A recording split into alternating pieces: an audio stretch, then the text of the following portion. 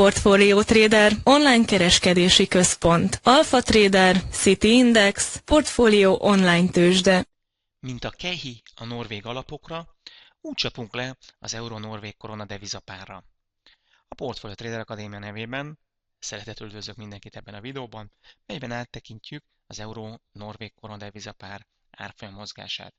Jól látható, hogy Norvégia hanyatlik, hiszen az euróval szemben jelentős értékvesztést szenvedett el 2013 és 2014-ben is fölfele áll inkább a zászló.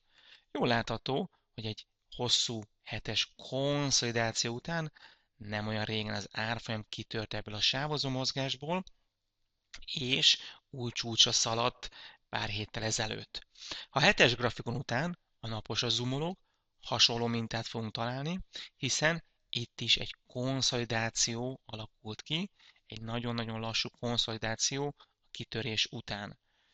Az árfolyam elemelkedik, szépen korrigál, lassan megnyugszik, tipikusan ez az íves alj bontakozik ki, ez egy klasszikus formáció, klasszikus piaci megnyugvást, erőgyűjtést előrevetítő szituáció.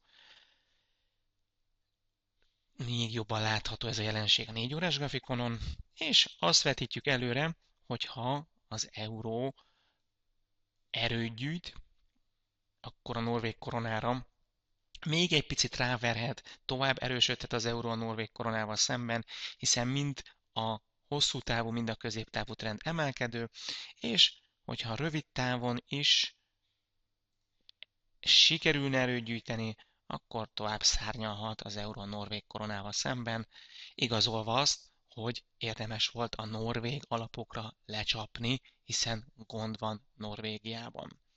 Na jó, félre a tréfát, egy sávkitörés bontakozik ki a devizapiacon, ami mindenképpen egy kiváló lehetőség, hiszen egy lassú erőgyűjtő fázisból indulhat egy újabb emelkedés.